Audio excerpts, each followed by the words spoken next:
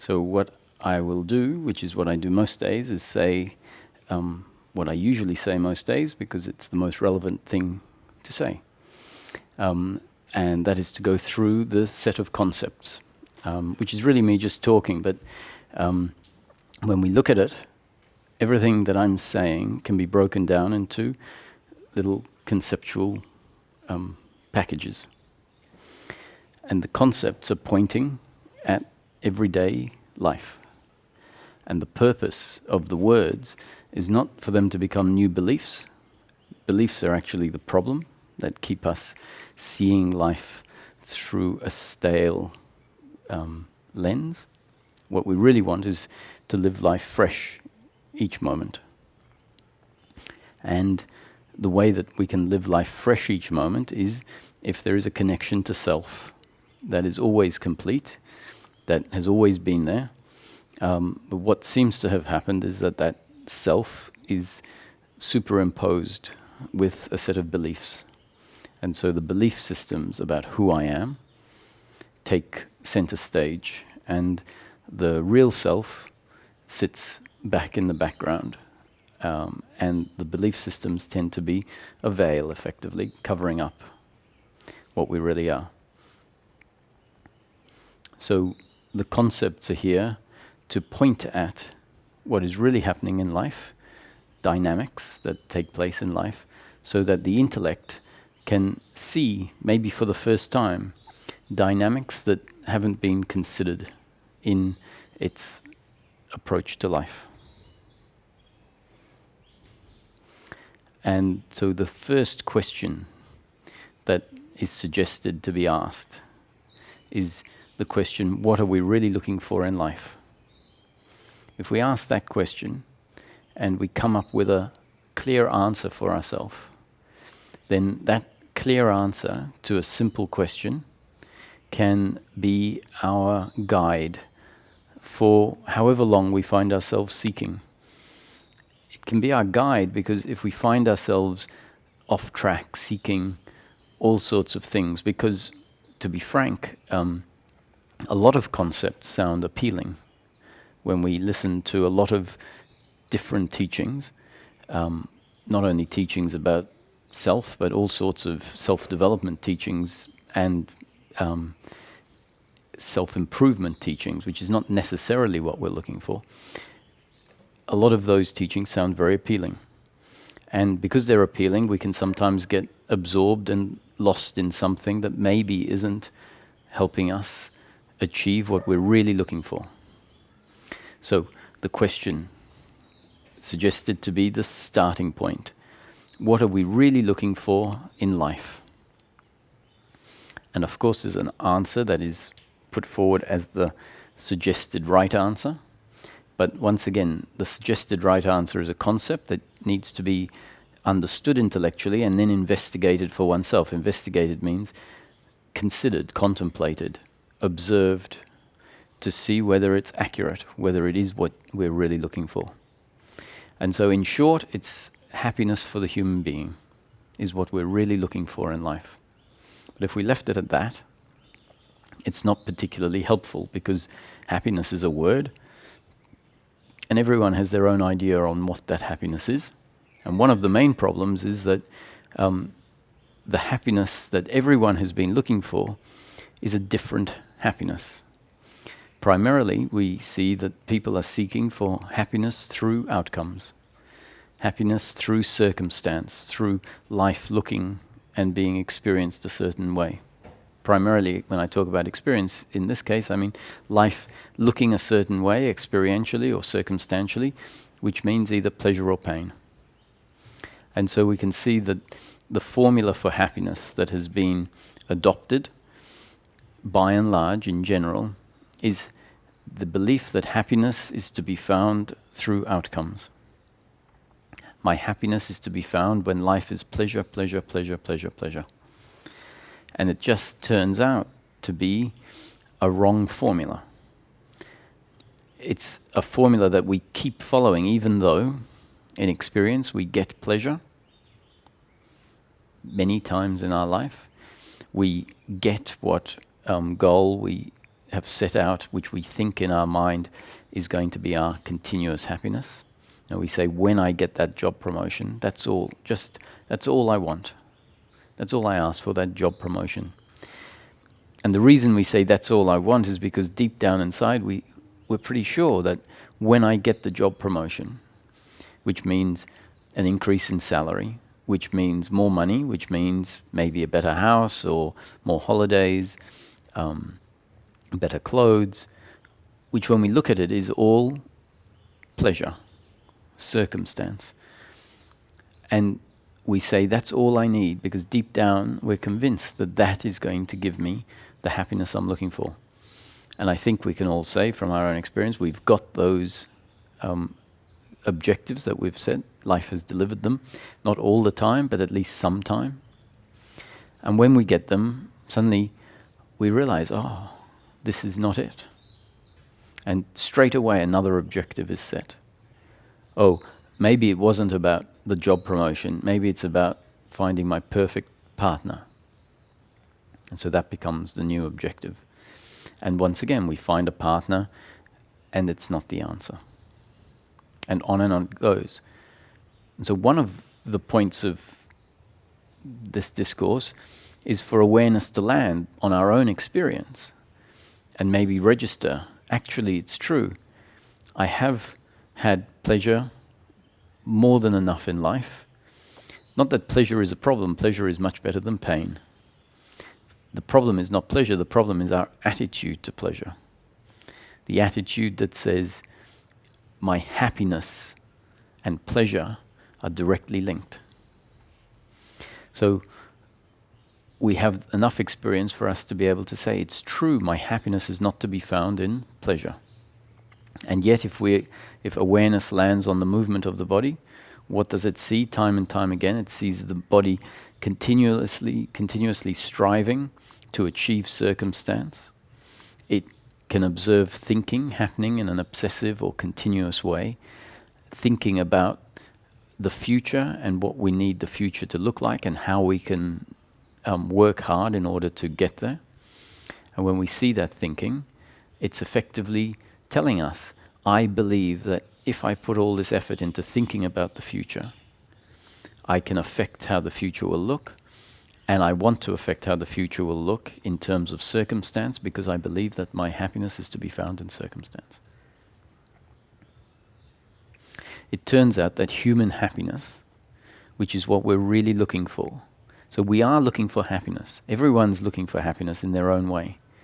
But if we're looking for happiness in the wrong place, what will happen is all of our energy, our whole life can be dedicated to looking for happiness, but in the wrong place. So this is why we're asking, what am I really looking for? We get the answer, happiness, yes, but happiness for the human being is something quite different to pleasure in the flow of life. Happiness for the human being turns out to be continuous, unbroken peace of mind, regardless of the circumstance that we find ourselves in. Circumstance is effectively the flow of life. And if this idea that I am controlling life, that I am in control of what happens falls away, what we can notice is that the flow of life is happening moment after moment after moment. I find myself in circumstances that I didn't dictate. I find myself moving through months and years in places at the end of the year that I never thought I would be at the beginning of the year. And we can come to see that actually life is happening. It's flowing, not my doing. And so happiness for the human being is about having a certain attitude to this flow of life. An attitude which allows us to remain at peace, regardless of whether life turns out to be pleasurable or painful. And in reality, when we look at life, life is a mix of pleasure sometimes and pain at other times. Pleasure is going to be experienced when life circumstance turns out such that it is in line with our biological preferences. And pain is when life turns out such that it is out of line with our biological preferences. Our biological preferences are always going to be there. The solution is not to find ourselves unconditioned in such a way that boiling hot water or freezing cold water or the perfect lukewarm water is exactly the same to us if we're having a shower, for example. Or it's not about becoming unconditioned in such a sense that stale bread tastes as nice as ice cream, or stale bread tastes as nice as steamed vegetables.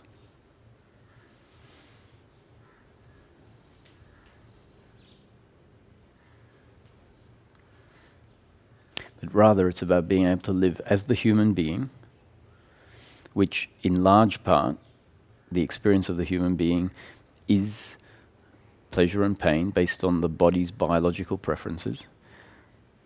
Live as the human being, doing in each moment whatever we think or feel we need to do given the circumstances we find ourselves in.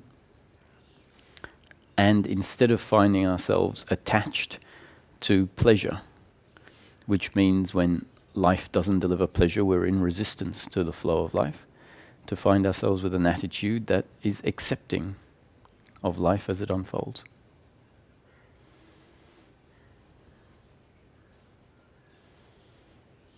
So acceptance is a very large part of peace. In fact, I would say that when we really understand what peace looks like, we could interchange the word acceptance and peace with each other. So if we look at what the opposite of peace is, we find that it's suffering in life.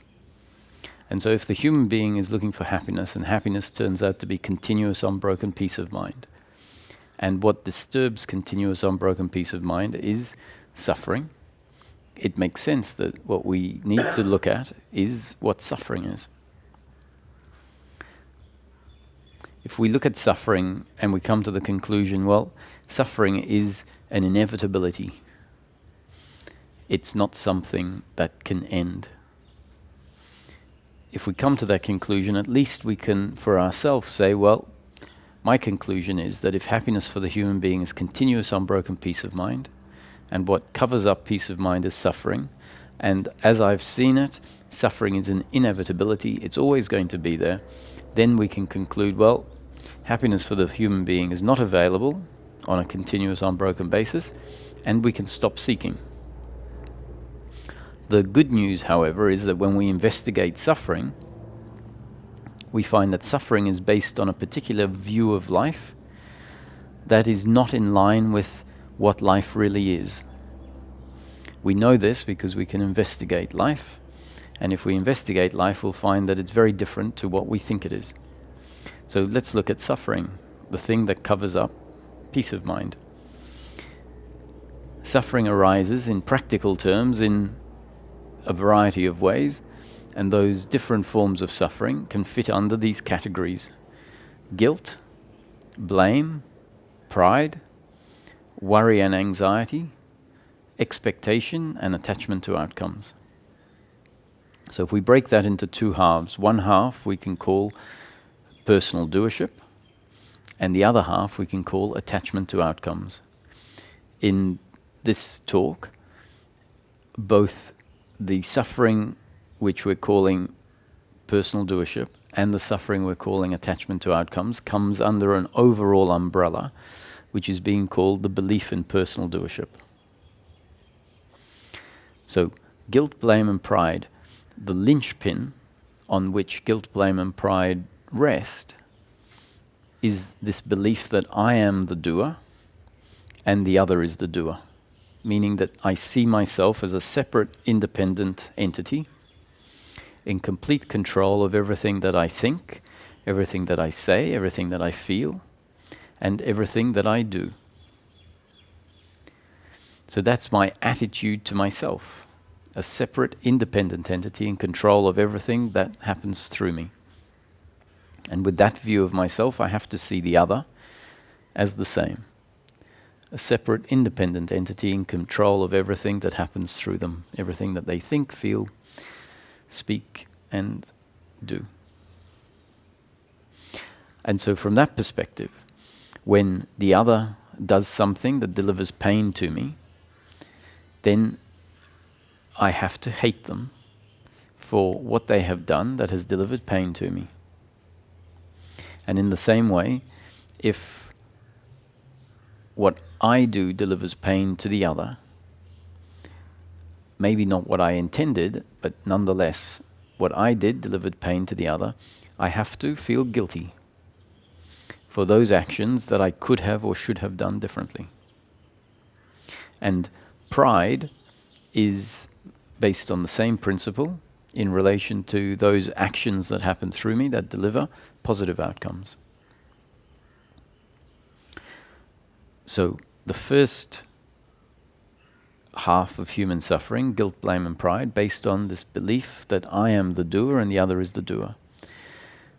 The second, and therefore we have to blame the other when they hurt us, and we have to blame ourselves, which is guilt, when we deliver outcomes that are not in line with what we would like to have delivered. The second half is based on the belief that my happiness is to be found in pleasure, in outcomes, which is expectation and attachment to outcomes, and worry and anxiety.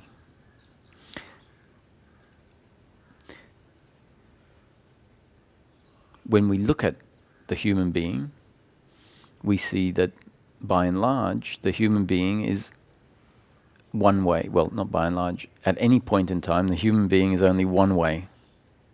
The way they are. And the way they are is dictated by two factors: their genes and up-to-date conditioning. And when we look at it, we find that I or anyone was not in control of the genes that they have. And once the human was conceived, which is when the genes were put in place, the human being is exposed to a continual bombardment of up-to-date conditioning that life delivers moment after moment after moment. So we find that we're not in control of the genes that we have, and we weren't in control of the family we were born into, which country we were born into, which social, economic, political system was in that country, which temple or religion we found ourselves in, which school we went to, which friends we made,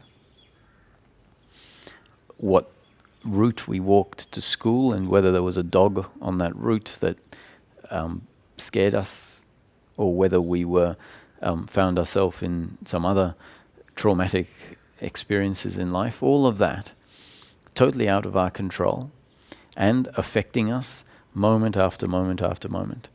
So it's a combination of these two factors, genes and up-to-date conditioning, that makes the human exactly the way they are in each moment.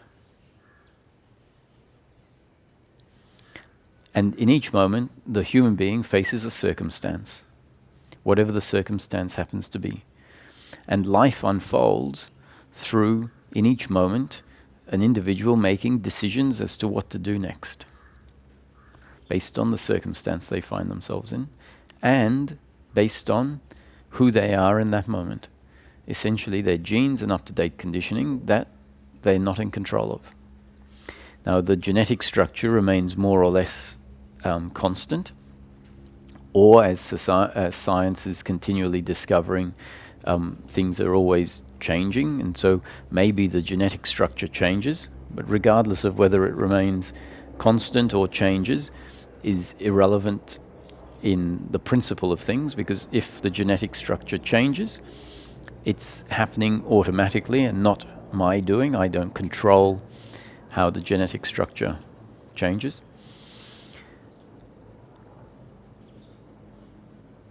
So we've got genes and this continual up-to-date conditioning. And up-to-date conditioning is the load of conditioning that life has delivered. Each moment, life is delivering new conditioning, and that new conditioning will affect our up-to-date conditioning and add to it. And the new conditioning can add to our existing beliefs, or it can radically change our existing conditioning. So these talks are simply new conditioning, which will have an effect on our up-to-date conditioning, but how it affects our up-to-date conditioning, not in our control. Definitely not in my control as to how the words affect your up-to-date conditioning. And when we start to look at it along these lines, not in your control, but a result of life throwing out new conditioning, and how it sticks is only to be known after the fact. So the example we can use is that a human being is a bit like a chemical. And if you put two chemicals together, the chemicals have their unique makeup. The two chemicals come together and there'll be a reaction. And the reaction is completely dependent on the makeup of the chemicals. Sometimes the reaction, depending on which chemicals they are, will be harmonious. And if the chemicals are of a certain way, the reaction will be explosive. And the chemicals don't sit down and decide how they're going to react. It's an impersonal reaction. And so if we start to look at the human being as a complex chemical in a sense, at least on a biological level, on the level that reacts to the flow of life, including the thinking and the emotions, then we can see that what I believed was my thinking, my feeling, my actions, turns out to be a mechanical reaction based on the body's mechanics, biological mechanics, very complex and beautiful biological mechanics, but mechanics nonetheless. Mechanics that, in a sense or in essence, are made up of these two factors, genes and up-to-date conditioning. We find ourselves in a circumstance and we find a response or a reaction happening. Now, I'm not using the word reaction in some way that judges it as inappropriate. Reaction simply means whatever happens in the body. And what we find is it's exactly that which we judge as appropriate or inappropriate. We judge it as my doing, and we feel good or bad about it on the basis that I did this and I should have done it differently, or wow, I did this and it turned out so well. And in the same way, the other is reacting to life or responding to life exactly the way they're designed to respond. However, the way we see the other in the same way as we see ourselves is that, no, this is not just a mechanical movement, but it's your doing. And then that becomes the basis on which we feel guilt, blame, and pride. It's the basis on which we resist life as it unfolds, because we're continually thinking it could have been different, it should have been different. And then on the basis that I believe that who I am is dependent on pleasure, pleasure, pleasure, pleasure, meaning that I feel like I am added to when circumstance delivers pleasure, and I'm subtracted from when circumstance is painful. And the ultimate pleasure that we're looking for is love. Love from the other. So deep, deep down, the ingrained belief is I require love from the other in order to be complete.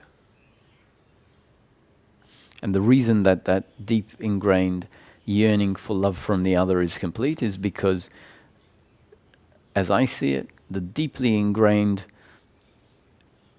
belief in personal doership includes at its core a sense of shame, a sense that I am not good enough, that I have been thrown out, abandoned, and ultimately I think that that abandonment is the original sin, what's referred to as original sin. Now, sin, as I'm using it, is not something that we have done wrong and will be punished for, but sin, as I understand, comes from the Latin word error. So the original error. And I believe that the human condition is a condition whereby, as part of being born, there is this ingrained belief that I have been thrown out, I have been abandoned, because I mustn't be good enough. And so with that deep, deep core belief, the feeling that arises from that core belief is that I need love from the other to prove, to fill this uncomfortableness with oneself. Love from the other to prove that I am worthy. And all of the seeking for pleasure on top of that is based on the same principle. Seeking pleasure, which essentially tells us in each moment, I'm worthy of this. And whenever life unfolds in such a way that we receive pain, that pain triggers this ingrained belief and we feel incomplete. And so human suffering, if we want to put a word on it, the word I would suggest that we keep in mind and look for when awareness starts landing on our experience, the word is an uncomfortableness with oneself. So it's ultimately an uncomfortableness with oneself, but it manifests in the form of an uncomfortableness with the other. And an uncomfortableness with myself for those things that I have done that haven't delivered pleasure. An uncomfortableness towards the other for what they have done that delivers pain. And ultimately all of that is an uncomfortableness with oneself.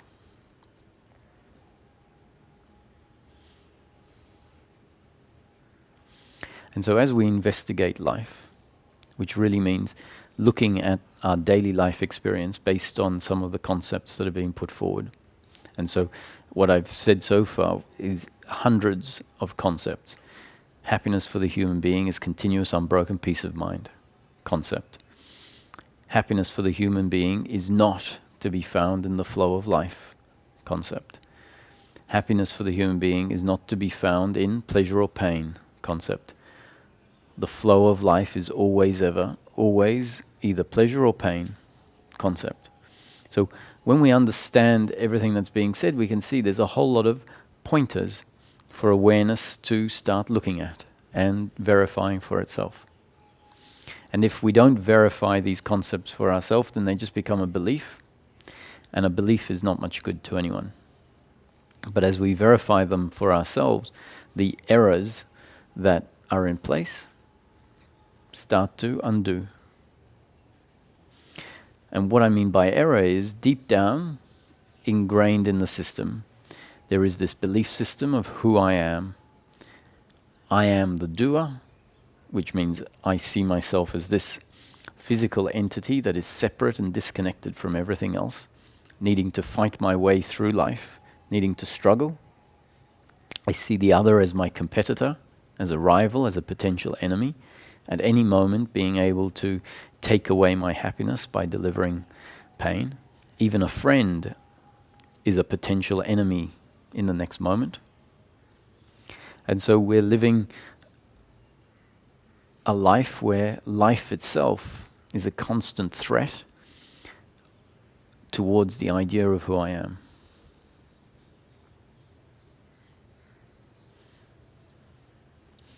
Now, all of the suffering, guilt, blame, pride, worry, and expectation, all of the suffering is based on this belief.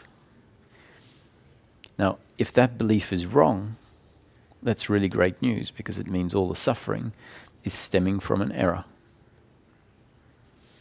And we've already started to look at, or at least I've put forward concepts that start to show why this is incorrect. One is that we've got plenty of experience that says I've got pleasure, I've got love from the other, and it hasn't led to continuous unbroken peace of mind or continuous unbroken happiness. So we can say that this ingrained belief that my completeness is based on pleasure, pleasure, pleasure, we can start to look at it and put a cross next to it.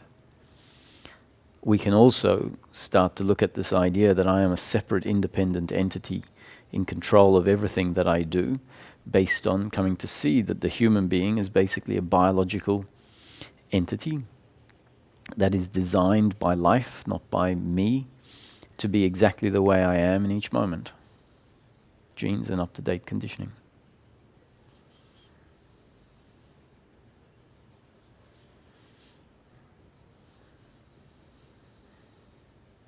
completely different to how we see ourselves.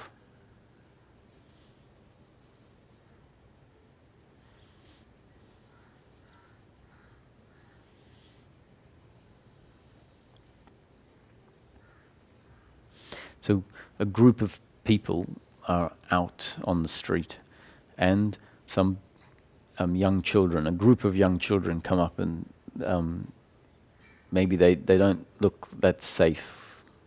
They playing, they've got some alcohol and maybe got some knives that they're playing with or whatever. And some of the group, we're not sure. The group looks like they're just innocent youngsters, or they're not so innocent. And each of the four people, the four friends, might feel something different. One of them might feel fear arising. The other might remember a time when they were kids in this group and feel some sort of reminiscence.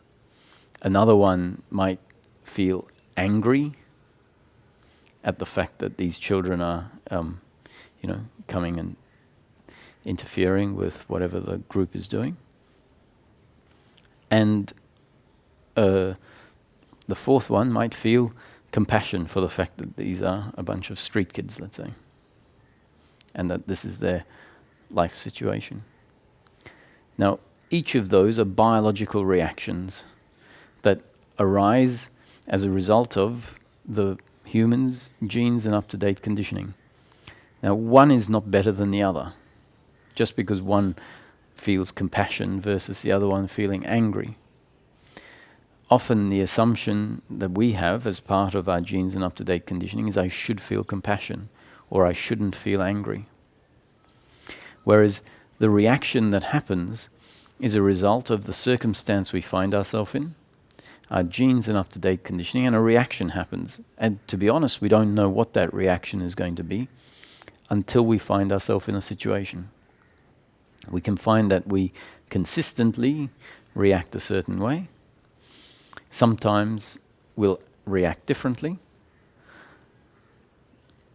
The fact that we react consistently may well be because our genes and up-to-date conditioning remain fairly consistent. But actually, the consistency or inconsistency is irrelevant. In each moment, there's going to be a reaction that we're not in control of based on the circumstance we find ourselves in and our makeup at that point in time. And as our understanding starts to change from one of doership to seeing everything as a happening, that reaction that happens will be witnessed as a reaction that happens, not my doing. And if that reaction is witnessed, then the judging of it as appropriate or inappropriate isn't there. And that is the peace that we're looking for. And it's the absence of guilt, for example, or the absence of pride. Pride would say, oh, look at me, I feel compassion for these people, whereas you're feeling anger. So the pride is, look at me, I feel compassion. You're feeling anger, you shouldn't be angry, is blame. If, on the other hand, I felt anger, I might blame myself, which is guilt, feel guilt. I shouldn't blame these children. It's not they're not in control of their circumstance. And yet, what's happening is that the doer is coming in and saying, I shouldn't blame.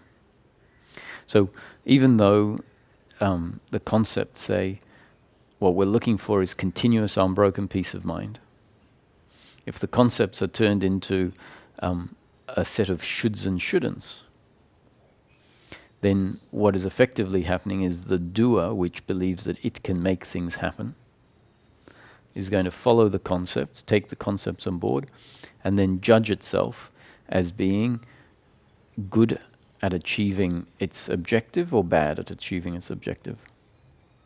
So if it says, I shouldn't suffer because suffering is my unhappiness, when the reaction happens which is not its doing, the judgment of that is going to be there based on the having heard the concepts and turned them into a set of shoulds and shouldn'ts.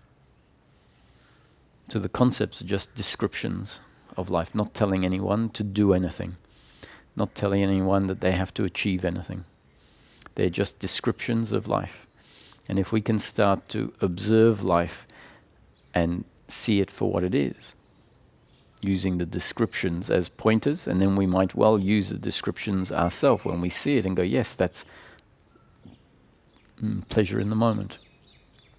That's pain in the moment. This is guilt arising. This is blame arising. If anger happens, anger is a biological reaction, and we can see that, yes, anger is arising as a result of the circumstance I find myself in, and my biological makeup. So we can start to label life in a way that we haven't labeled it before. And as we label life this way, we find we're labeling it just as it is, starting to see things as they are.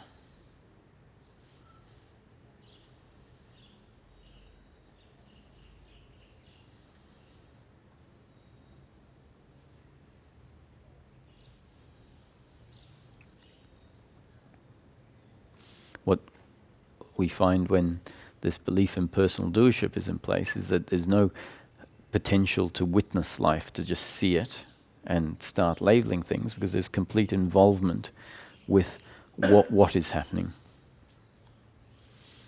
And that involvement often is in the form of thinking that arises in the form of guilt and blame and expectation.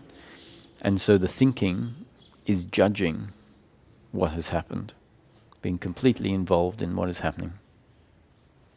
And so then there's no space to witness life. And when we witness life, we find actually it's much less personal than I had thought.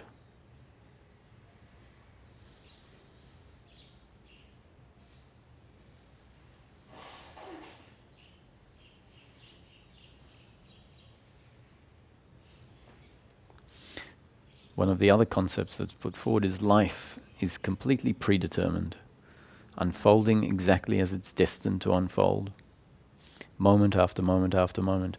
A leaf can't fall off a tree unless it's destined to fall off a tree. This is said from a place of realization that source at rest is the unmanifest.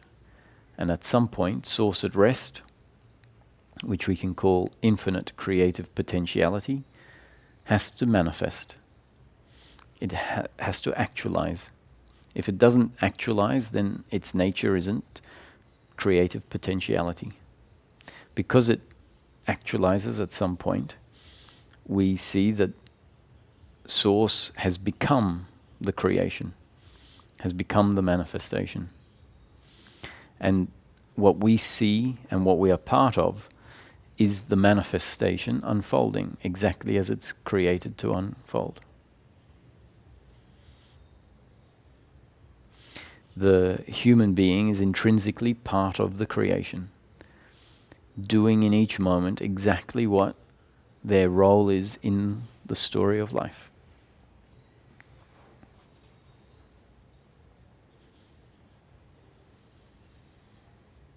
So the Bhagavad Gita is basically an explanation that life is a play of consciousness, and in the part of the Bhagavad Gita where Lord Krishna is counseling Arjuna, he essentially says, when Arjuna has a problem with battling his family and relatives and friends and gurus, and says, I can't fight, Krishna says, you have been designed as a warrior.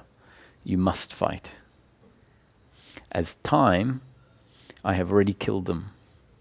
As time, meaning the story of life.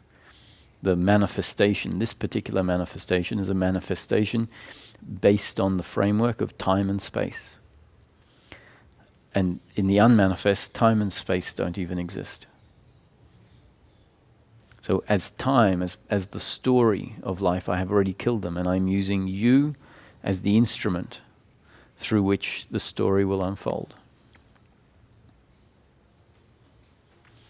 Somewhere else it says you have the right of action, meaning in each moment you have to do exactly what you feel like doing, but the fruits of your action are not yours to claim.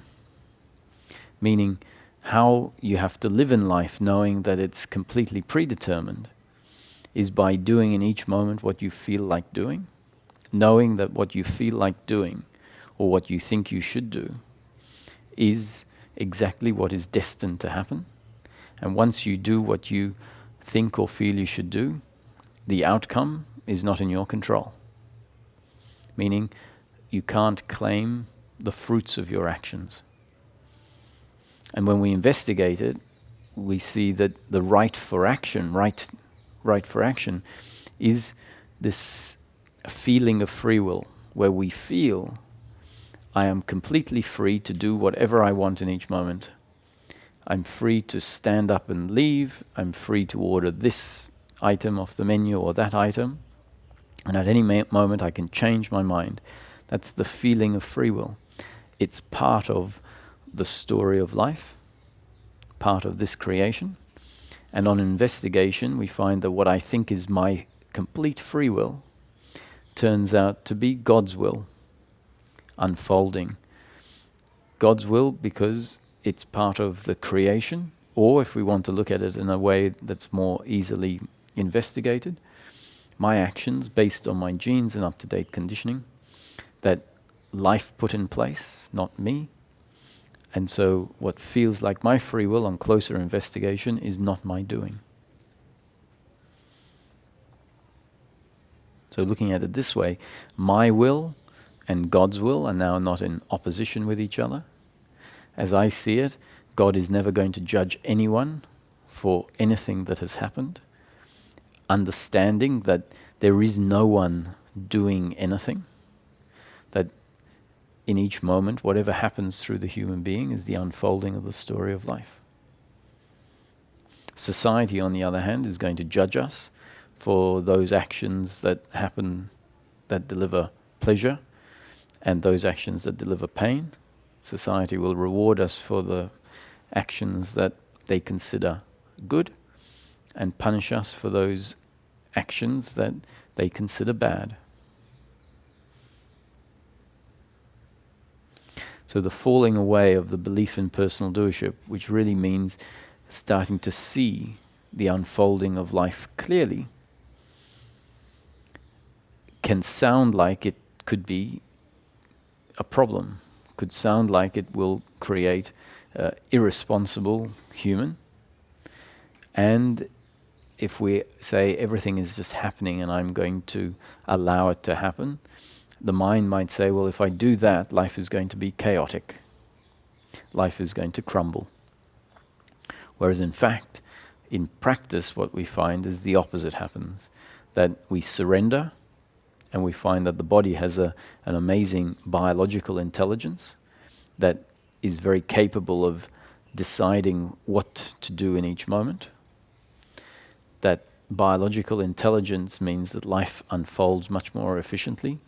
Or if we want to look at it on the basis that life is a creation unfolding exactly as it's destined to unfold, we can see the amazing synchronicities that happen in life, especially when we're not trying to control life, and we can understand them. Of course, these synchronicities are happening not because of some unexplainable coincidence, but rather because this is a creation. And the creation is created for life to turn out exactly as it's destined to turn out. And it makes sense that what seem like unexplainable synchronicities or coincidences could very well be part of the magical story of life. And why the human being doesn't suddenly become irresponsible when the idea I am not the doer and therefore guilt falls away. The reason is that the human will continue to function more or less as they have before, based on their genes and up-to-date conditioning, with the absence of the belief in personal doership. But that doesn't then mean that I will suddenly pick up a gun and start shooting people. It's just not in my genes and up-to-date conditioning, not my makeup.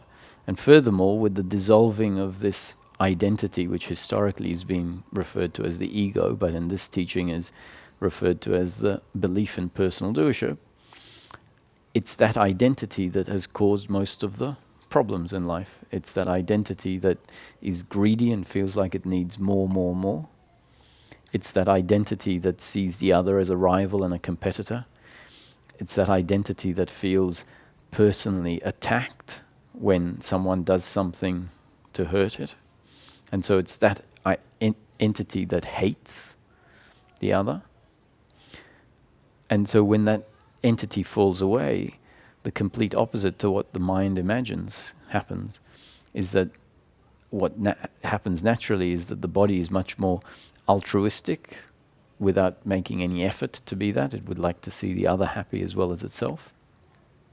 It stops consuming and taking and needing at all costs, and is much more willing to share and to live on less. And that entity doesn't get in the way of a natural flow of intelligence. And so life turns out on many levels.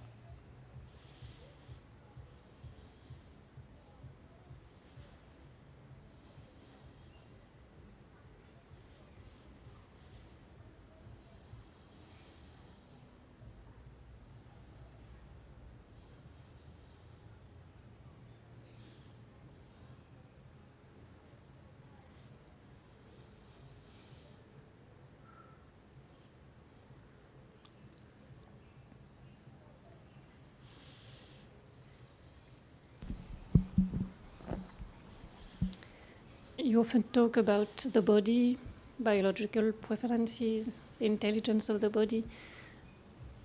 But you mean body and mind, or it's really like the body with its biological thing? Because can we separate body and mind? It's an important distinction. For me, the brain instrument and as overall is a physical instrument. The brain is seems like the central processing unit of the body. So what I've been speaking about so far is just the biological aspect of the human being. The speaking, the thinking, the body's movement, the biological preferences are all part of the biology. But what is also clearly there is consciousness. That without consciousness, the human experience wouldn't happen. Without consciousness, we would effectively be in a state of sedation or deep sleep. When consciousness functions through the body, then there is the daily life experience. And so when the word body-mind is used, it tends to refer to the body and the consciousness. So mind, this word mind is tricky. A lot of people use it synonymous with thinking. So it says the mind, and I do too. I'm not always particularly careful of the words that are used. Often I am, but sometimes with this mind, I'm not. I'll interchange it. So mind is often referred to as thinking. What mind more accurately is awareness of what is happening. So body-mind is a combination of the body and awareness. So I would rather use, for the distinction, body-brain, which doesn't include awareness. So in body-mind, when someone says a body-mind organism, the body part is what is includes the brain, what I'm using as body-brain, and then the mind part is the consciousness part. Although, what I've just said is my definition. You could have a lot of people that use the word body-mind, and what their assumption is that body-mind means the body and thinking. When we really look at what the human experience is, there are two distinct components to it.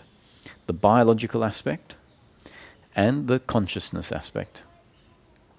And as the belief in personal doership dissolves, the seeing, the conclusion is everything that is happening through me, through the body as a vehicle, is a flow of consciousness. And then there is the realization, I have to be connected to Source. Source meaning the source of consciousness. And the description that's given is the human being is, so Roger, what Roger is an experience, a personal experience, a personalized consciousness experience. And where this personalized consciousness experience comes from is from impersonal consciousness linking to a particular body and functioning through that body. So impersonal consciousness of Source has no personal characteristics. It is just awareness and being with no personal characteristics. And so when impersonal consciousness of Source links to the body, it then comes through the body as personal consciousness. And personal consciousness is the experience that is picked up, or that has picked up the characteristics of the body. So very much like an appliance in a house that has impersonal electricity plugged into it. And let's say there are 3 appliances in the house. Each appliance has its unique design.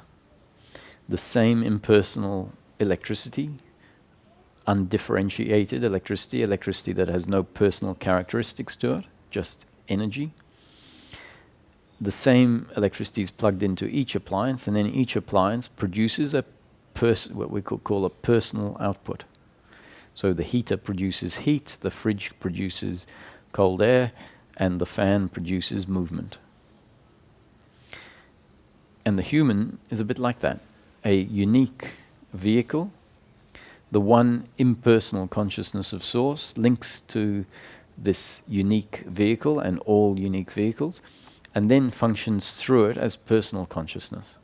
And the experience we have is the personal consciousness experience. So Roger is the personal consciousness experience that results from the connecting of impersonal consciousness and the vehicle. And then there is the sense of, I am Roger. When the body dies, Roger has to die with the body, because the body is the vehicle for the impersonal consciousness, and the Rogerness comes because of the memories and the biology of the body. So once the body is burnt and dies, then no question of a Roger experience being there anymore.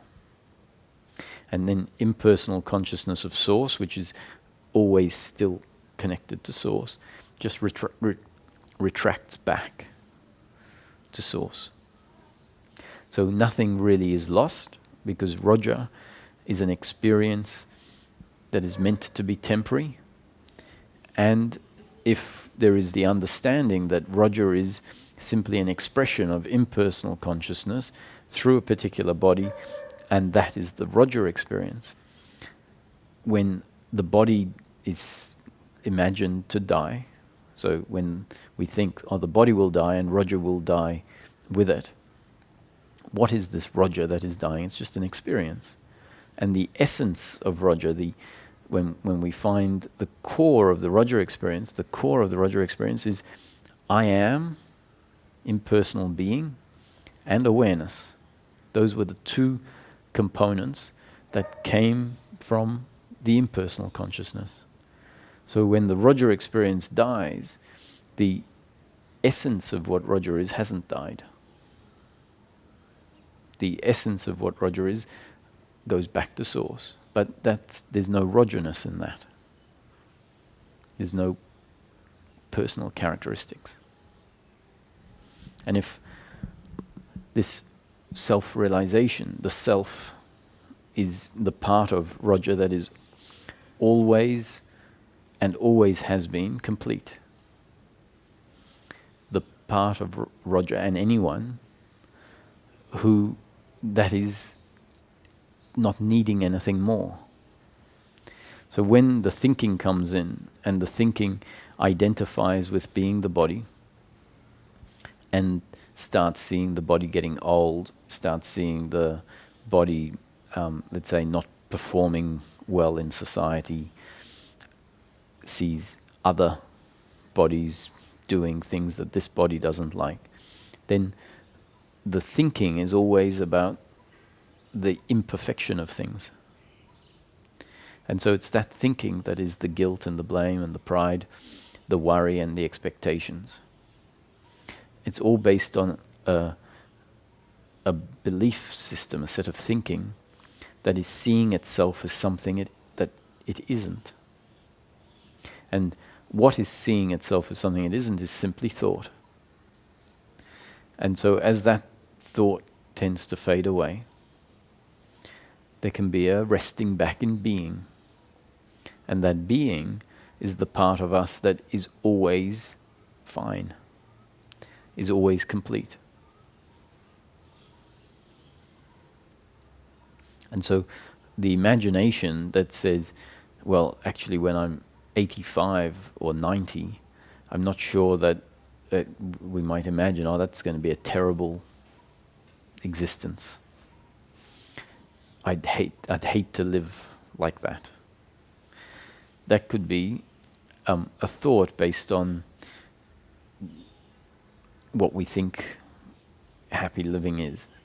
We might find ourselves at that age connected to self, feeling completely content at being an old person, completely different to what the mind was imagining. Whereas if we're not connected to this part in us that is always and always has been complete, then it makes sense that we may well be old with the same thinking, judging the functioning of the body, judging life, feeling very unhappy. Yeah, just another question. We have talked several times about the oneness experience, that we don't have to look for it because it's just another experience. But is it really possible to feel connected to this source and to undo all those strong beliefs without having this kind of experience where we can really see that we are not the body? The peak experiences that happen are very profound experiences, and they usually happen as a result of our process unfolding.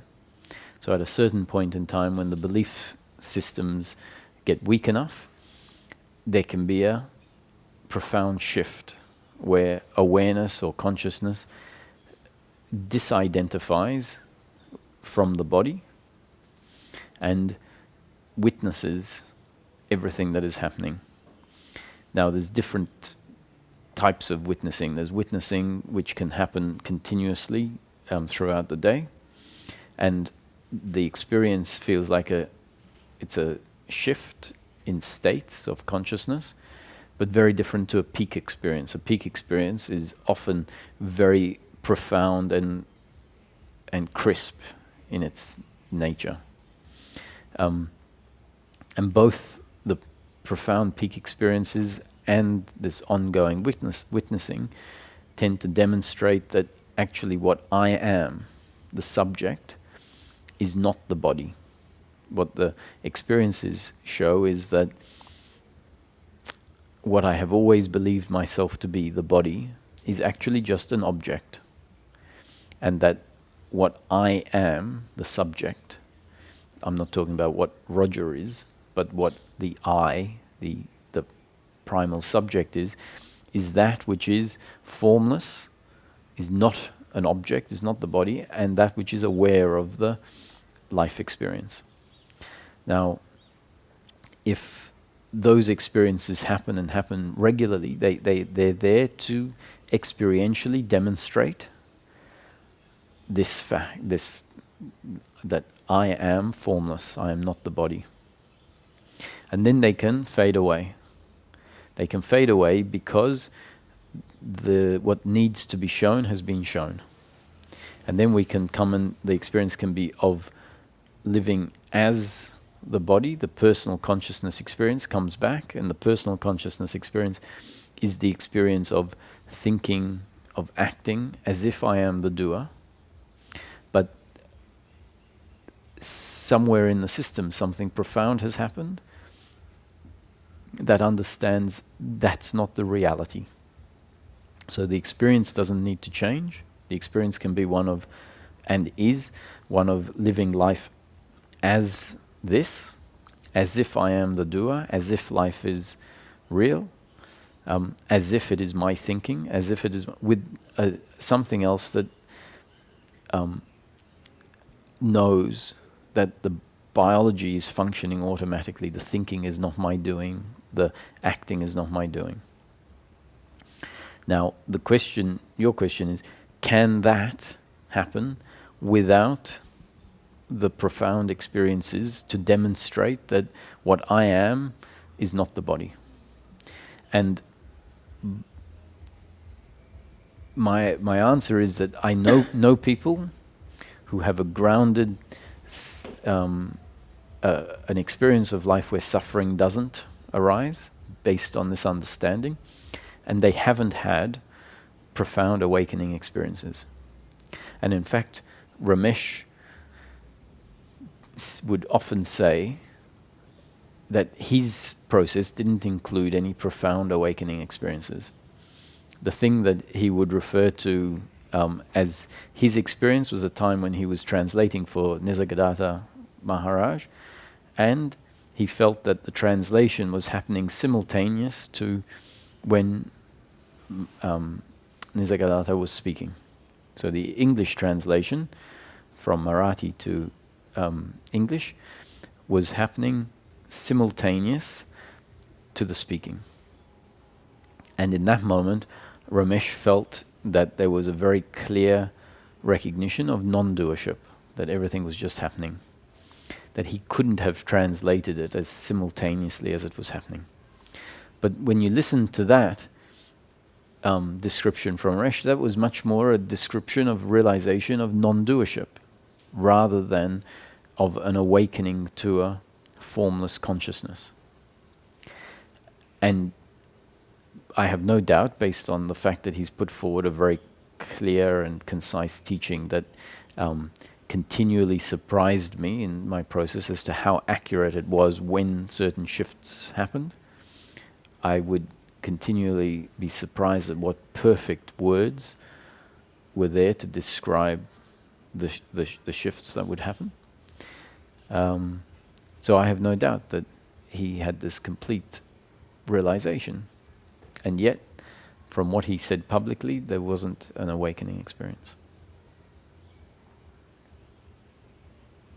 So my conclusion is that life can bring about the understanding in very many different ways. And if an awakening experience is needed, it's definitely not our doing.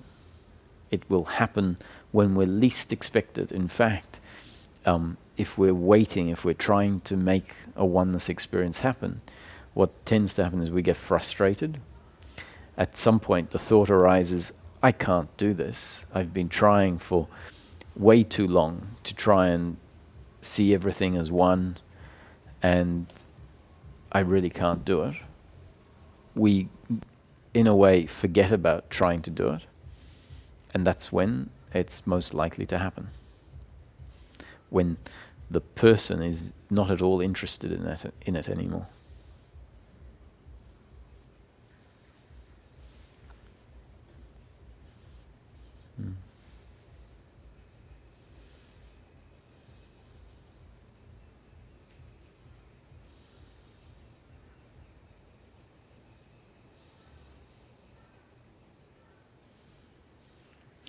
Speaking of experiences, remembering that in this teaching, the word ego is used very differently.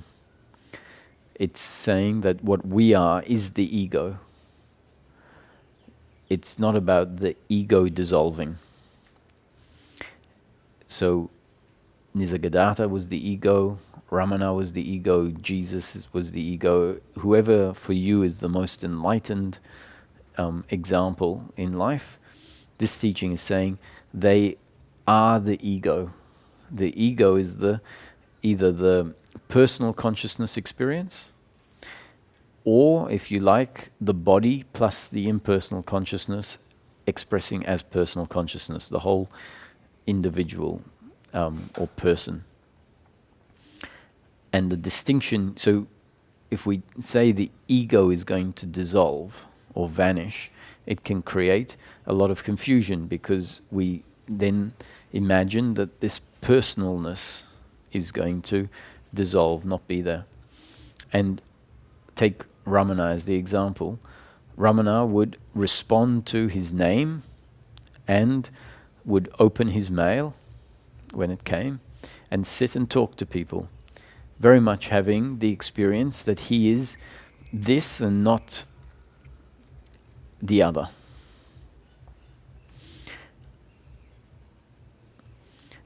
What changes is the belief in personal doership. So you can have an ego with the belief in personal doership, or an ego without the belief in personal doership. The belief in personal doership, which says, I am the doer of everything that happens through me. I am this separate, independent entity, not connected to anything else, creates a separation. The separation is attitudinal separation, not experiential separation. When the belief in personal doership falls away, what is seen is our connection, and what is felt is our connection to Source, which then means we still feel like I am this personal experience, but knowing that this personal experience only exists when Source is connected to it and functioning through it. We can say Source identified with name and form. So this word identification doesn't mean identified in a way where we are convinced we are the separate entity. Identified with name and form just means functioning through it. And when there is identification with name and form, there can still be an understanding I am not the doer. In essence, I know I am not the body. In essence, I am the consciousness. That understanding can happen, does happen, when there is identification with name and form. And so this idea, especially when a oneness experience happens, and in a oneness experience, the personal does fall away. The sense I am the individual does sort of dissolve. And then it matches the a lot of spiritual teachings that say it's about the dissolving of the individual, or the dissolving of the me. So in the oneness experiences, the me or the individual dissolves, but why that is there is to demonstrate that this experience of me is not real. That what the real subject is the formless awareness. And the mistake is where we take those experiences and take them to be the enlightened experience. That is what enlightened living is, that there is this impersonal experience where there is no me, and inevitably there's peace in that, but we're not able to function in daily living when that is the experience. What would happen is you would have it's a very different experience. And if at some point the whole world became enlightened, it would be a very uninteresting world if everyone was feeling this impersonalness. There wouldn't be much interhuman reaction, interhuman relationship. So what is more interesting is that when the experience of being this can come back, and this moves through life, doing whatever it needs to do, interacting with others, but without the suffering that used to arise. So there's no doubt that there are experiences and even extended periods of experiences of oneness, and then extended periods of witnessing, which is not the body witnessing, when the body or the thinking is doing the witnessing. That's not really witnessing. That's what happens when we hear about witnessing, and the body says, "Oh, I'm going to start witnessing everything that's happening." And when the body is witnessing, that's really observing, and it's not true witnessing. When true witnessing happens, it's a shift, and then the body is seen as an object amongst all the other objects. And for a period of time, and it can be an extended period of time, it can be that it will come in and out, or that witnessing will come and go for years, then the experience can feel very impersonal.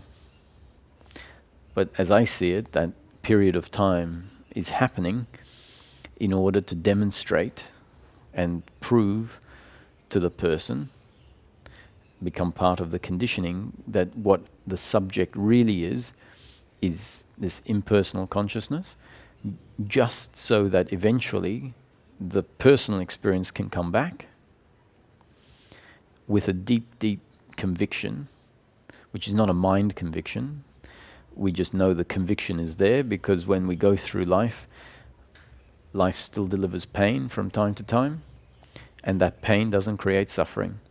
And then even the thought of death is not a thought of attack. It's not a thought that, or when death is contemplated, it doesn't feel like death is an assault on who I am.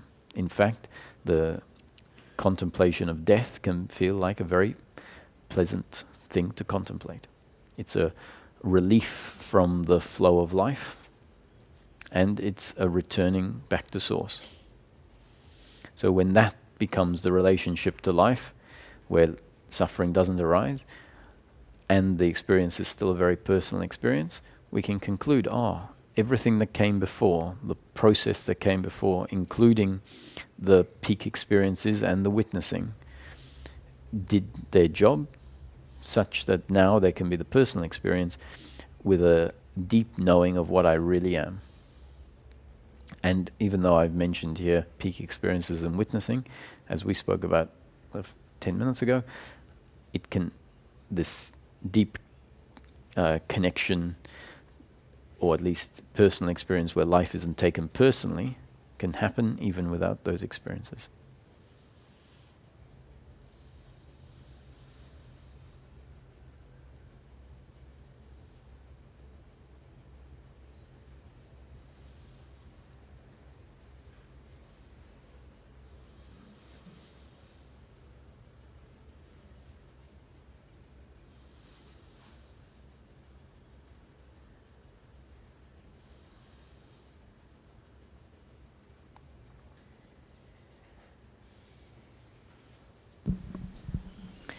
Could you elaborate a little bit more this dropping of being so identified with the self and being more than the object with all what there is?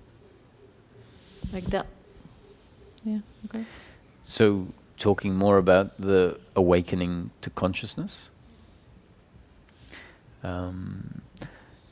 So there are very effective awakening teachings. There are awakening teachings that use very different process to what I'm sharing here.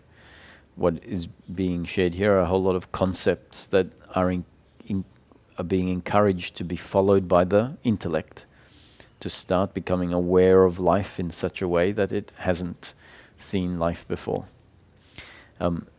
As the intellect does that, and the ingrained beliefs of personal doership start to be shown up to be less accurate than maybe was previously believed, the block is essentially getting finer and finer. And so this teaching could then lead to awakening, and ultimately the awakening needs to become integrated. And so the concepts that are put forward are also very effective at bringing an integration of the awakening into daily living. Other teachings that are specifically awakening teachings will tend to not give the mind that much to think about. They will continually, when questions are asked, they will continually undermine the question as being irrelevant in a sense, coming from the doer, coming from the individual. And the encouragement is to continually witness everything that is happening, including the thinking, to witness the suffering, and abide in I am as the witness.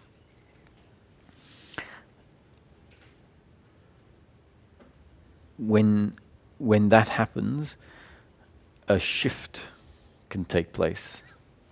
So the witnessing is witnessing the body as an object, not the subject.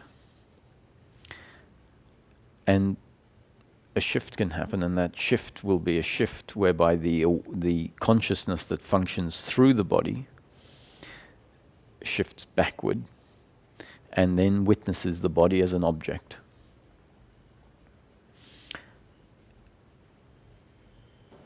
One of the significant conditions that need to be delivered as part of that methodology is to point out that an object never exists in the absence of awareness. That an object only really exists in experience when awareness is aware of it. And as we notice that, so Sylvan exists because awareness is aware of Sylvan. So awareness and Sylvan arise simultaneously. And as awareness shifts, Surava now exists because awareness is aware of Surava. And Sylvan is no longer part of the experience. The assumption is always that everything exists and I just see it. Whereas from this perspective, this changing perspective is to say that the only things that exist are those that awareness is aware of. And then the idea that there is an objective reality starts to fall away, especially as this is recognized that in my own experience, the only things that exist in each moment are those that awareness coexists with. And from that perspective, we can start to see that awareness and the object seen are not separate. That awareness envelops all objects that are seen. And then the idea of subject, object, and sight starts to make less sense. How we've always experienced life is from a perspective that I am the subject, that is the object, and there is some sort of linking faculty, the faculty of sight, between the subject and the object. To realize that the object never exists in experience in the absence of awareness then starts to break down this trinity, this subject, object, and sight, and makes it much more of a singularity, just seeing that object, subject, and sight become the one process of seeing. And from that point of view, the body then becomes an object that exists in awareness. And once the body, which has always been considered to be the subject, is able to be seen as an object arising within awareness, the shift from being identified with the body to witnessing the body can happen. The process of neti-neti is similar and in line with this. So neti-neti is effectively saying whatever you can observe is not what you are. So not this, not that. Meaning I can observe this, I am not this. I can observe that, I am not that. I can observe my thoughts, I am not my thoughts.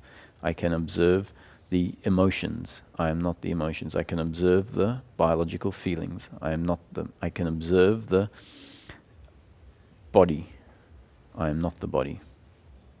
And so what is aware of all of the objects? So that's the sort of teaching, pointing process that can bring about a shift to witnessing. However, if we look at what is suggested in the teaching that is being put forward, that defines all of the dynamics that are happening in the flow of life, the body is a result of its genes and up-to-date conditioning. That suffering is a result of the body reacting to the flow of life in a certain way based on an attitude to oneself and the other, an attitude of personal doership.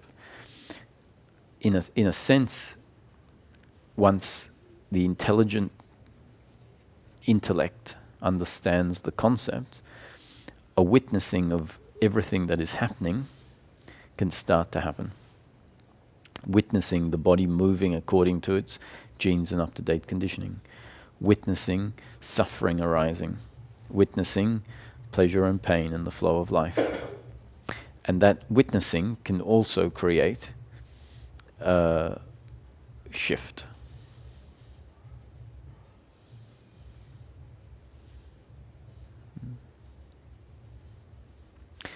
This shift is not necessarily, well, it's definitely not something we make happen. Trying to make it happen also tends to get in the way.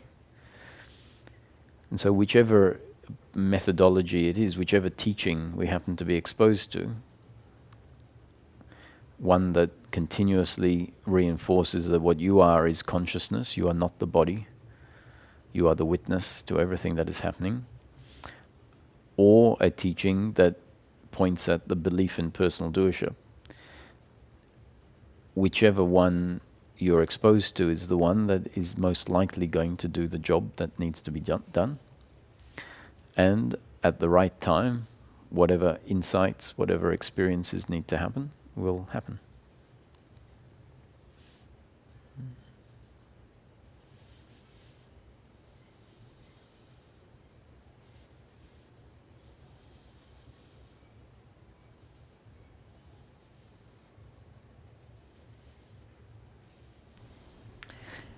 But that also doesn't have to be consistent. Can be just like a taste and then it's gone again. Mm-hmm. The peak experiences are not consistent. Peak experiences are exactly that. They come, they are profound, and then they fade away. And as I see it, the peak experiences are there to demonstrate what is not normally recognizable, or sort of a behind-the-scenes look at what life is.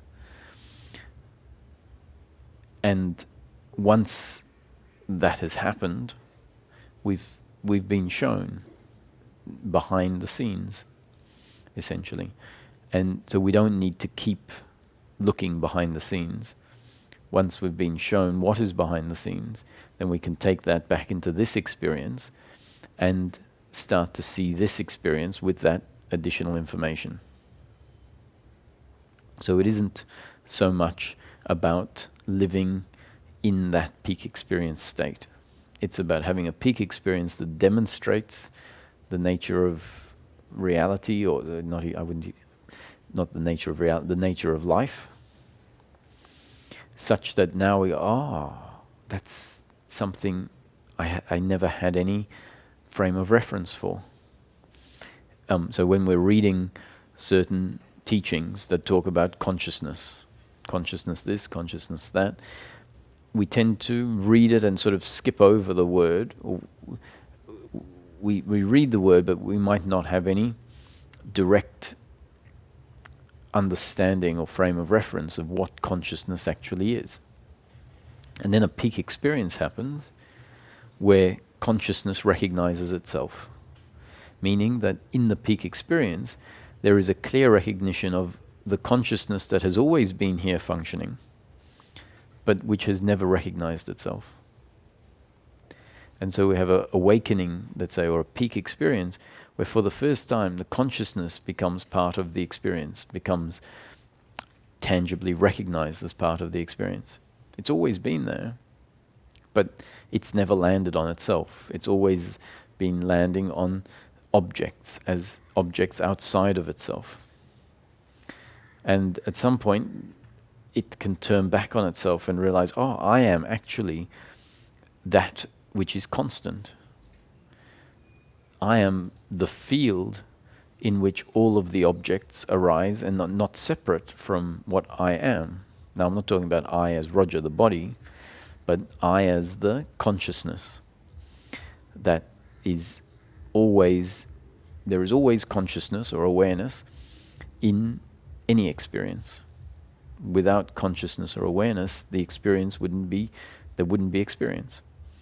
And yet, that background to experience remains unseen, even though it is the thing that is most constant, most ever present. So a peak experience can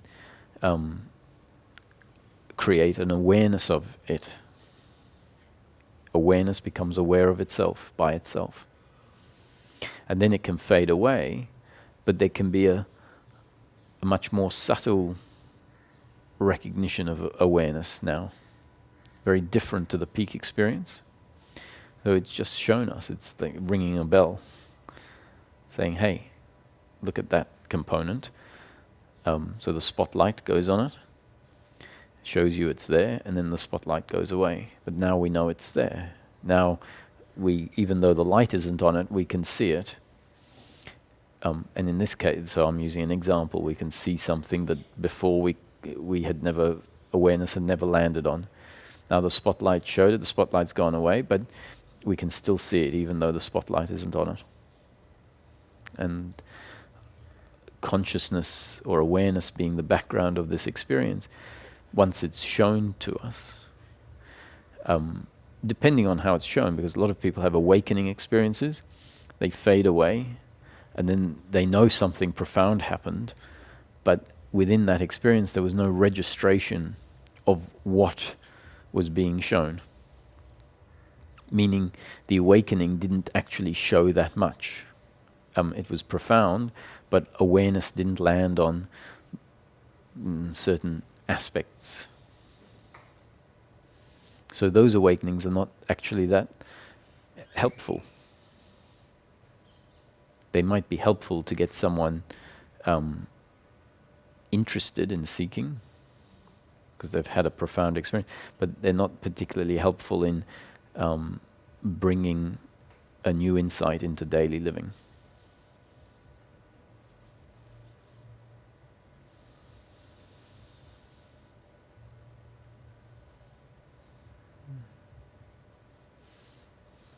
The belief in personal doership acts as the glue that prevents this awakening. So if we continually observe the non-doership aspect of life, an awakening is much more likely to happen, because the veil of doership is effectively getting thinner and thinner. And so it can then be transcended much more easily. A heavy belief in doership can be transcended with a much more insistent teaching on awakening. So when the doership aspect is still very strong, certain teachings that insist on shifting and being consciousness can transcend the doership aspect, but in transcending it, it doesn't wipe it out. And so what happens is once it's been transcended for a period of time, we get dragged back into the doership. And then we keep making effort to transcend it again, and then get dragged back into it, because the transcending doesn't actually deal with the beliefs of doership. It just transcends them. And at some point we realize, I keep getting dragged back in to this involved version of life. And at that point, either there is a bypassing happening where someone becomes becomes dissociated because they continually keep shifting out into this impersonal space, or there's a frustration because it becomes too hard, too much effort to keep insisting on shifting out to this impersonal space. And the life does that on purpose. Life does that because it says you now have to look at the doership belief. The finding this transcendental witnessing position is not a magic answer. That becomes a way of bypassing the human experience, and that's not how you're meant to live life in the end. It's not about hanging out in the impersonal. So life makes it very clear that it drags us back in time and time again, until at some point we realize, transcending the doership beliefs allow us to have this awakening, let's say, to see what is also what we are at our core. But then we need to come in and start dissolving the beliefs that are not in line with that realization. The realization doesn't magically obliterate the belief system. That's why people have awakenings, and then they find themselves back into this flip-flop process of life. And the assumption is, if I have an awakening, I see who I truly am, that's going to wipe out all misunderstanding. And that's not how the process works. The process is such that awakening happens, and awakening is always spontaneous. It's always a shift out of time and space to being the timeless.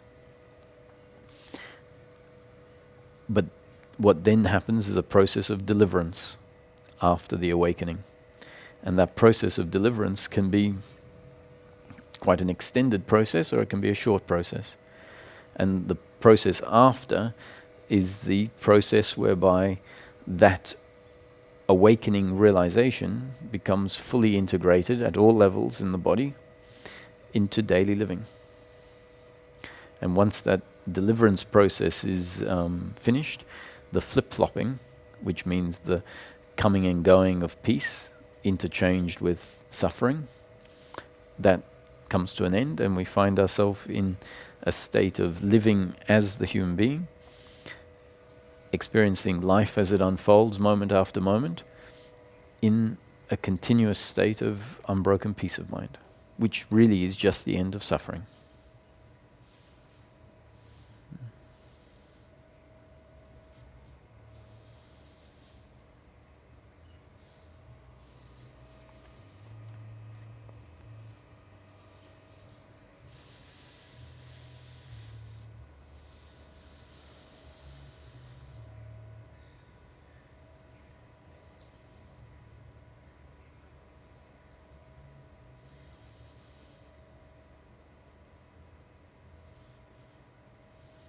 Did you find your shoes? Yeah. Okay.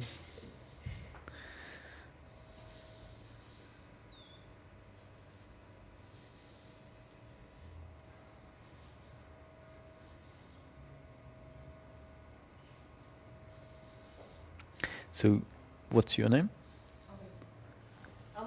Amrita. you're hearing this for the first time, do you mind if I ask you some questions?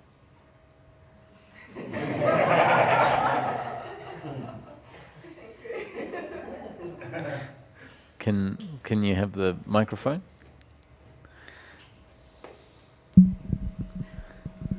I was just invited. Yeah.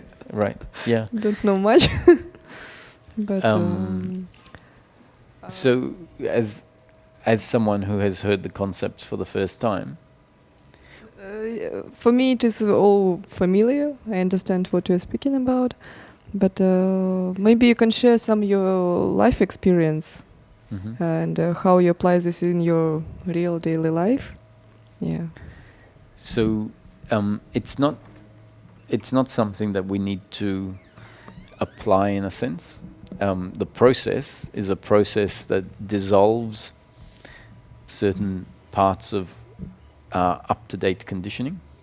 So dissolves part of our belief system. It's the belief system that when life unfolds, explodes, feeling like it has been attacked by what the other has done or what life has done. And so when life dissolves that, so we didn't put that in place. We didn't put that particular type of conditioning and belief in place. Life did that as part of our experience that we weren't in control of.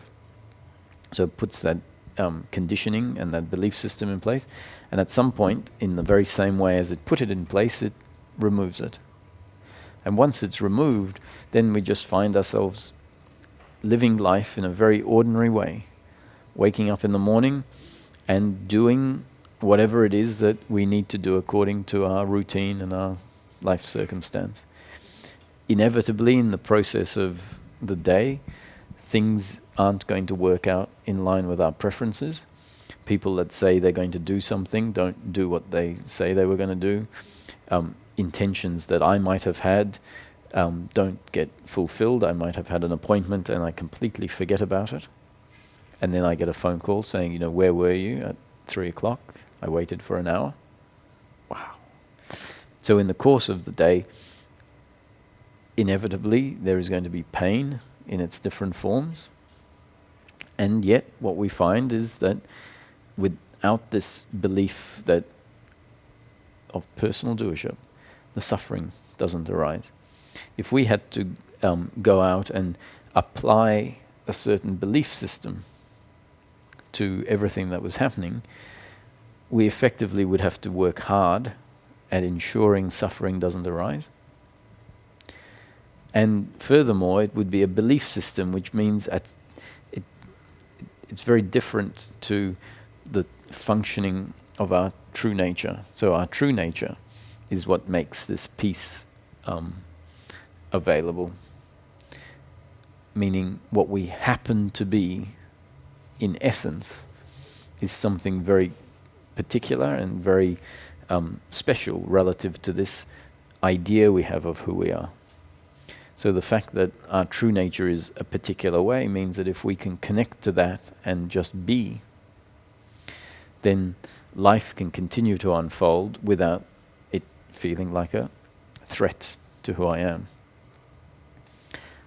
So it's not another belief system. Because if it was a belief system, at some point we'd realize, who am I kidding? This is terrible. What's happening in life is terrible. I'm just convincing myself it's not.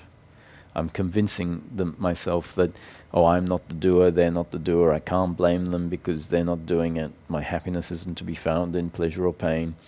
All that is pain. At some point, if it just remained as a belief system, the suffering on a deeper level would still be there, and we'd say, I'm just kidding myself. But when it goes deep enough, so when the concepts basically uproot what's in the way, our true nature gets to function, and then it's effortless. A movement through life in a very ordinary way. The experience is nothing over the top. It's not an experience of oneness. It's not an experience of eternal bliss. It's not an experience of ecstasy. It's not an experience of having special powers. where we can be in two places at once, or read people's minds, or get everything that we want, become the perfect manifestors. It's none of that. It just means that suffering stops contaminating the momentary experience.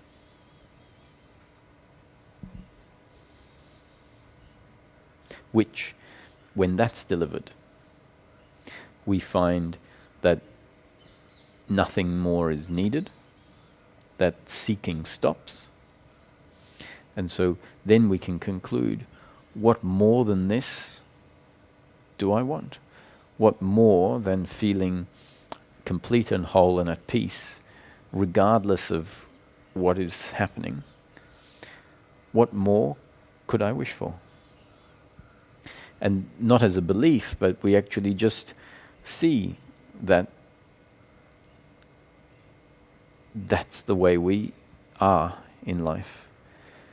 Content, effectively, with things as they are, and that means the seeking stops, because if we're not content, the seeking tends to carry on. So then we can conclude, this must be what I'm really looking for in life. This must be the purpose of life. Because whenever I get anything else other than this, seeking continues and uncomfortableness continues, which can suggest, that's not it. And then this thing comes along, this connection to self, which is self-content, which means a life is allowed to unfold exactly as it unfolds. That's there, and then we conclude, this must be it.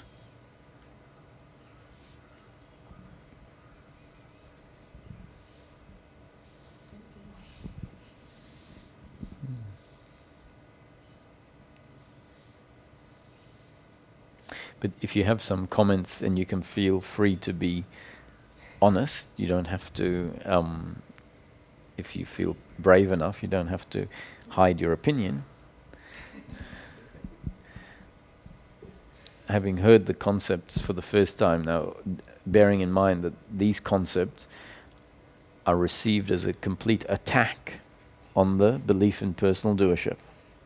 So the entity that is so common in life, which believes it is the doer, it is in control of things, and it needs such and such in order to be happy. When it hears these concepts are effectively undermining it completely. So it doesn't necessarily feel that comfortable. So if you are brave enough to share, what response?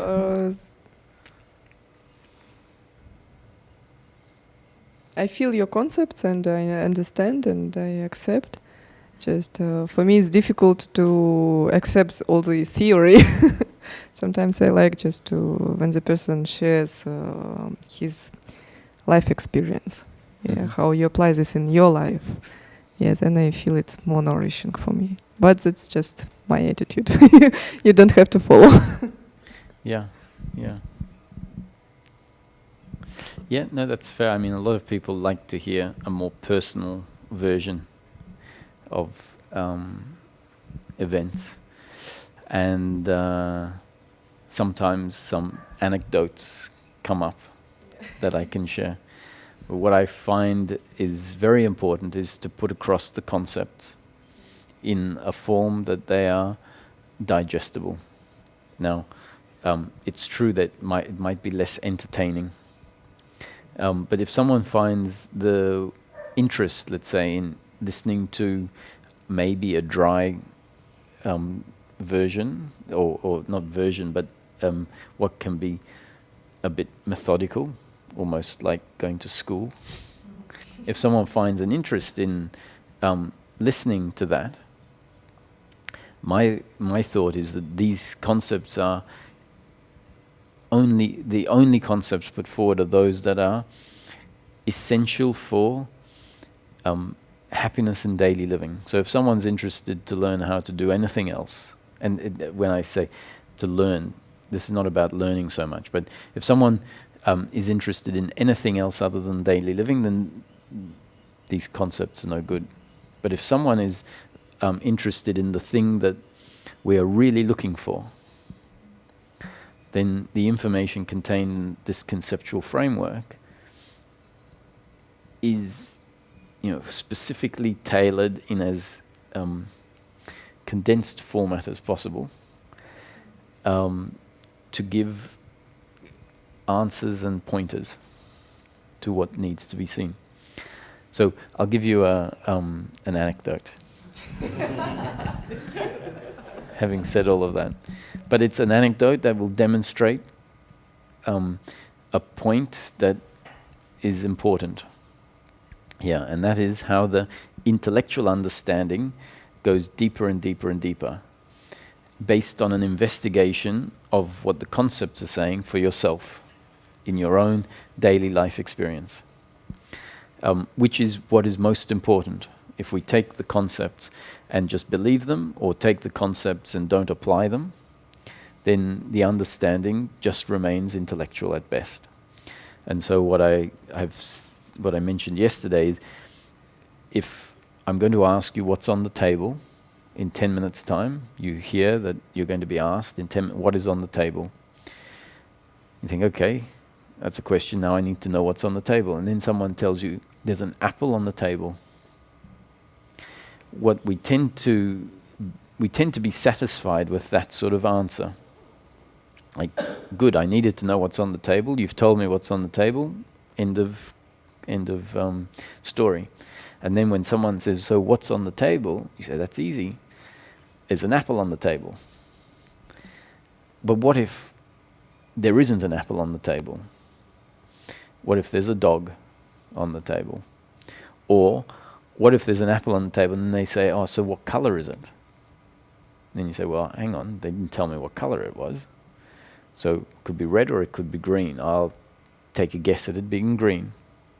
So we can see that we can have, and let's say they did tell you what color it was green. So then they say, and what color is it? And you go, it was green.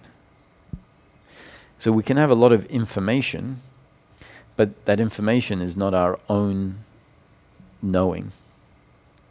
So if I were to put forward a concept that says there's an apple on the table in the center of the room, effectively the concept is there in order for our awareness to actually find the table in the center of the room with the apple on it and see it for ourselves. And then once we see it for ourselves, it's now alive. The answer that we have is alive. It's not a dead second-hand answer.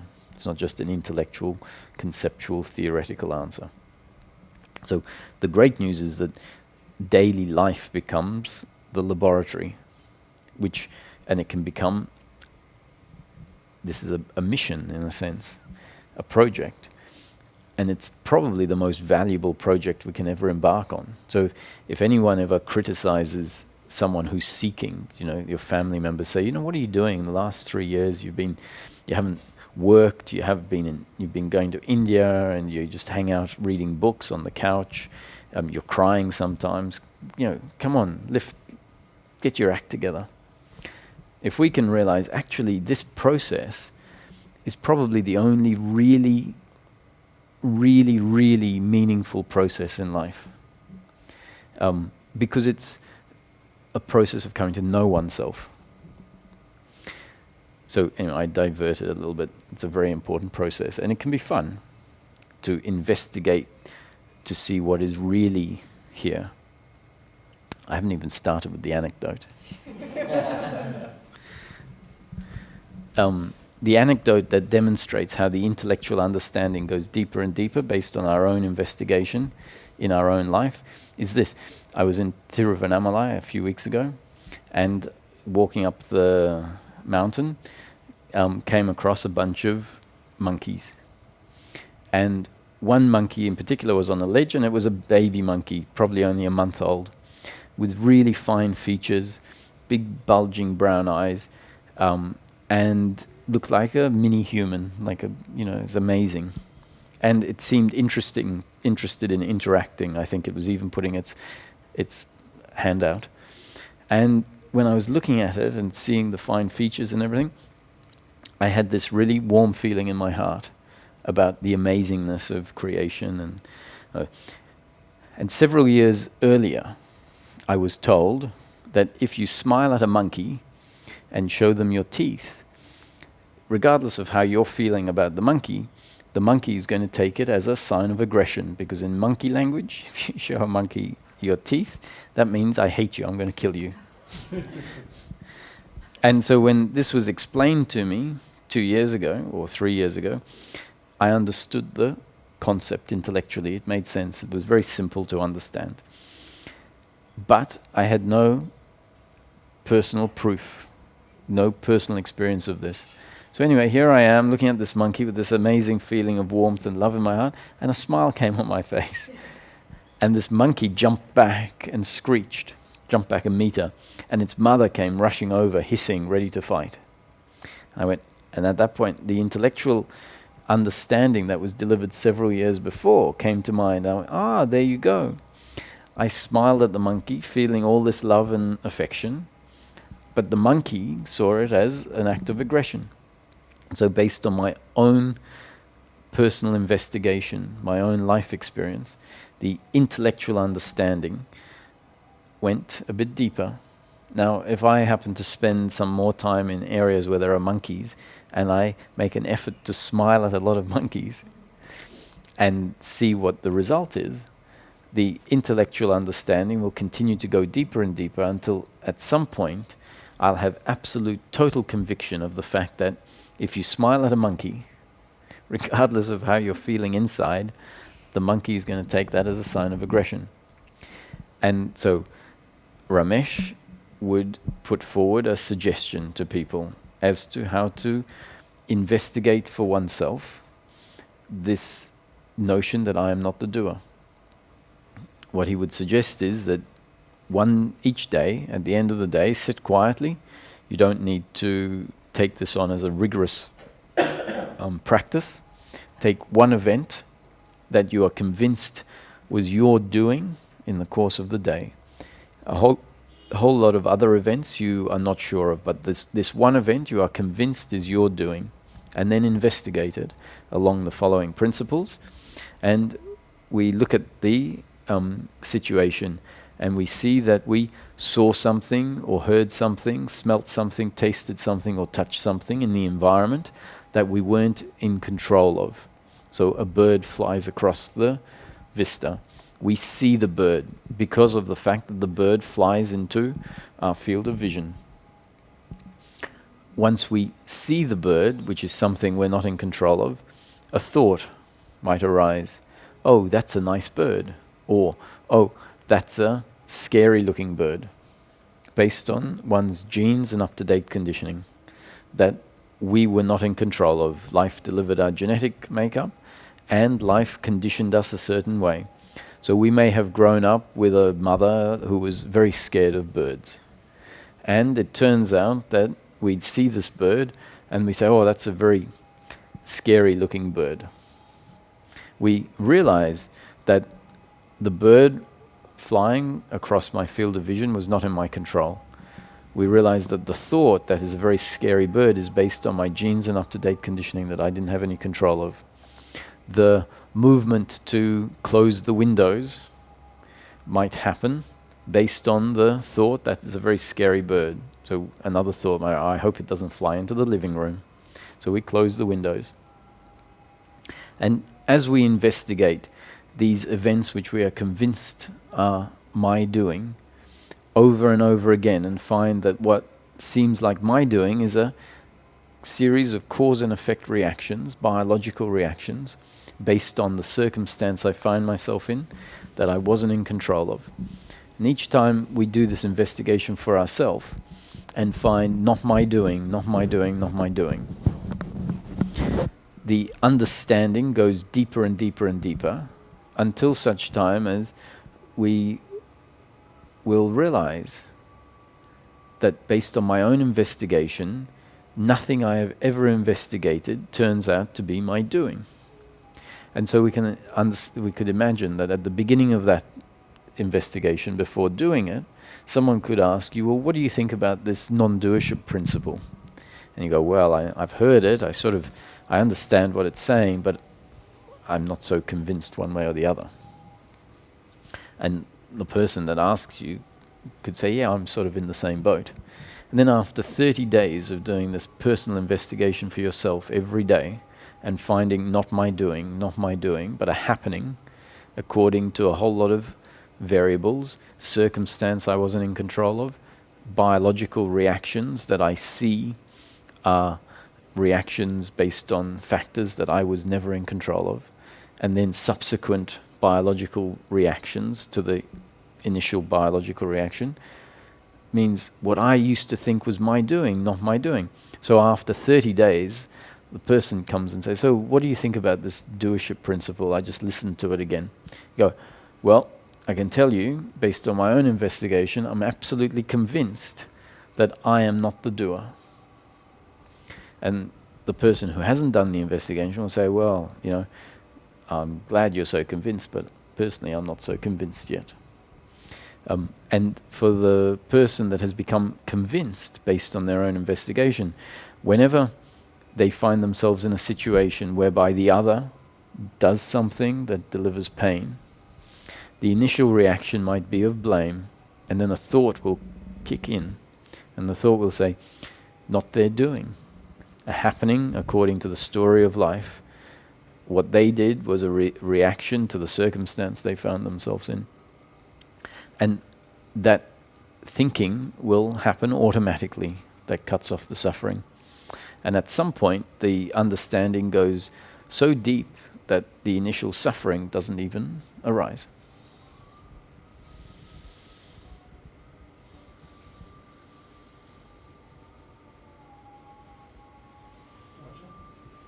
I mean, this little monkey from Kilo, I guess. It looked very much like that, yes. Yeah.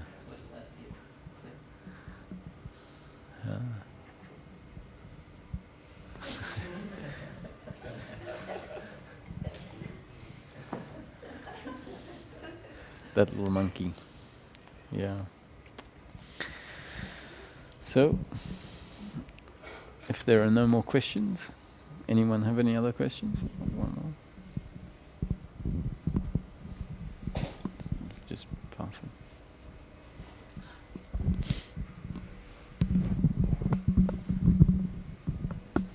Just a small clarification.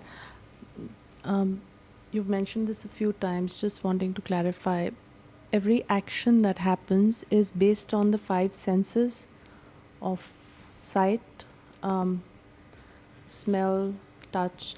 But sometimes when you wake up in the morning and you haven't even opened the eyes, I haven't even opened my eyes, there's no 5 senses at that time, and still I take an action.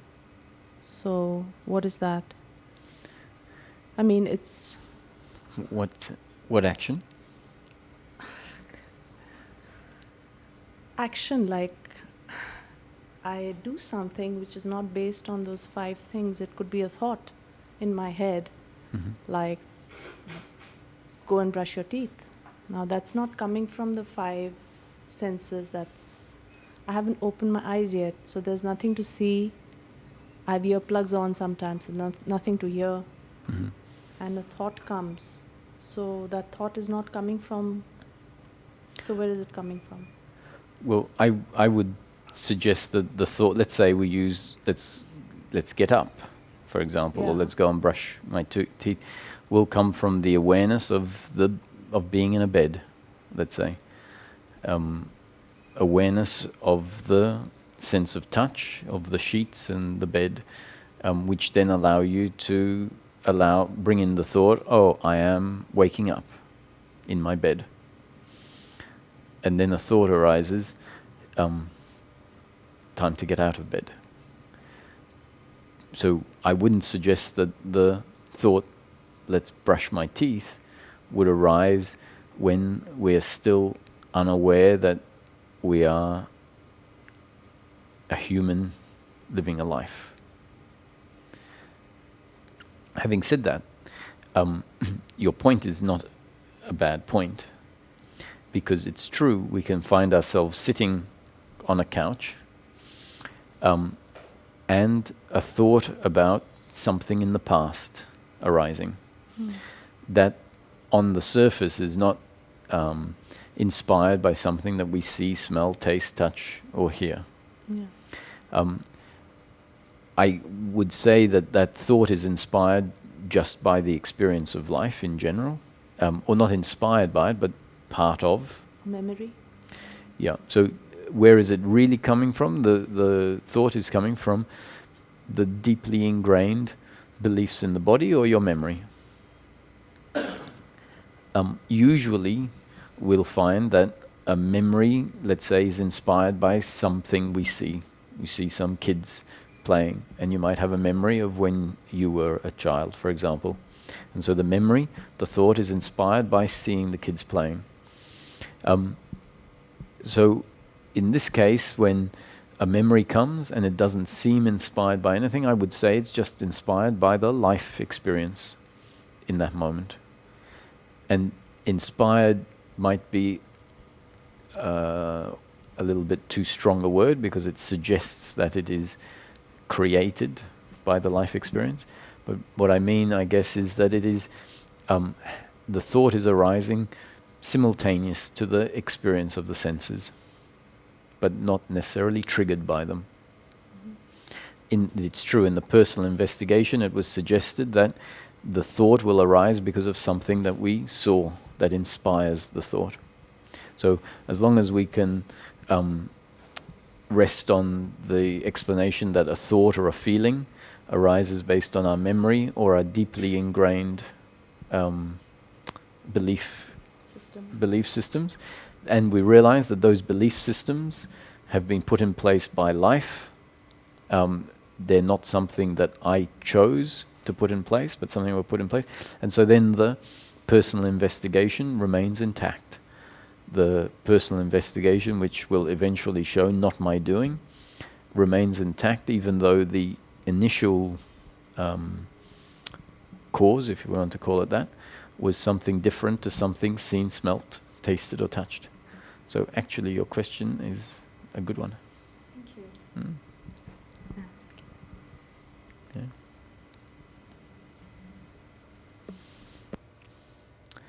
So, thank you.